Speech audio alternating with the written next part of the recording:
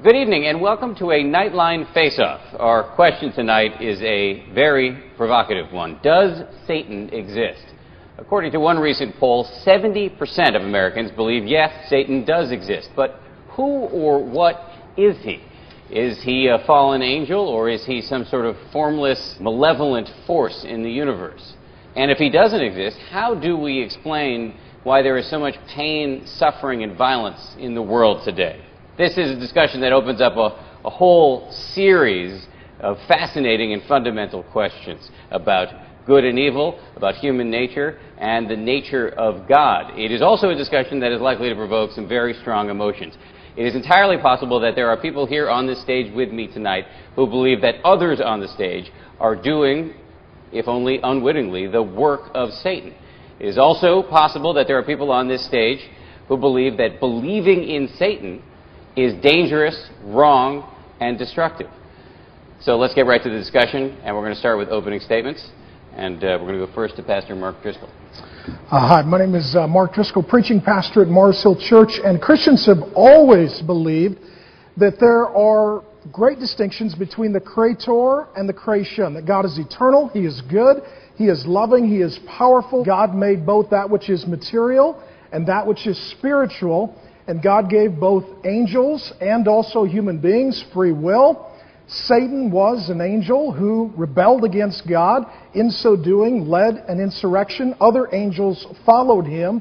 Our first parents joined that rebellion, and ultimately that is the cause of moral evil. It is rebellion against God.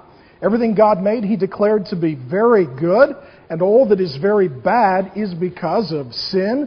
That is our responsibility as well as Satan's. And God is so good and so gracious that though He is Creator and we are creation, He entered into creation as the man Jesus Christ. He came on a rescue mission to save us from sin, from death, from folly, and ultimately from Satan, who is our enemy. Jesus lived without sin. He contended with Satan. He was tempted and opposed by Satan. He never yielded to him. He never did sin. He went to the cross, and in great affection, He substituted Himself for sinners like me, and He died in our place for our sins. So that is the essential belief of Christianity, that Satan is real, but so is Jesus, and He works out all things for good, and ultimately He will redeem all that has been lost through Satan's sin and death. Thank you. We're going to go now to Deepak Chopra for an opening statement.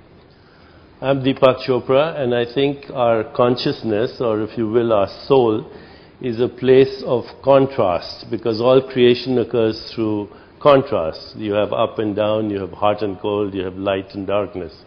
So our essential state is one of ambiguity and ambivalence. And Freud, the great psychiatrist in the last century, the psychologist, said that neurosis and sometimes even psychosis is the inability to tolerate our ambiguity. The fact that we are sacred and profane at the same time, that we are divine and diabolical at the same time, that we can have forbidden lust on the one hand and unconditional love on the other. This is the human condition. That there's a part of us that is called the shadow. And this is a relatively recent idea. The shadow is that part of us that is fearful, that is diabolical, that is scared, that has guilt and shame, that is in denial, and that believes in sin. It comes from separation from our divine source.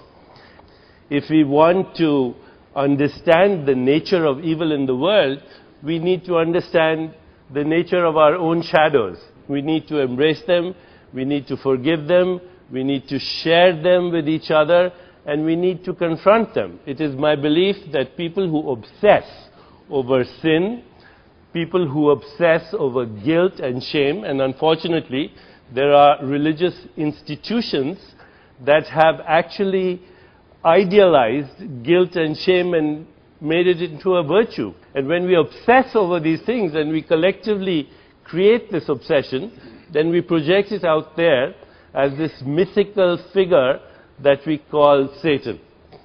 Healthy people do not have any need for Satan. Healthy people need to confront their own issues, understand themselves, and move towards the direction of compassion, creativity, understanding, context, insight, inspiration, revelation, and understanding that we are part of an ineffable mystery. That the moment we label that mystery as good and evil, right and wrong, then we create conflict in the world, and that all the trouble in the world today is between religious ideologies. There are approximately 30 wars going on in the world, and they're mostly in the name of God. So I would say, be done with Satan and confront your own issues.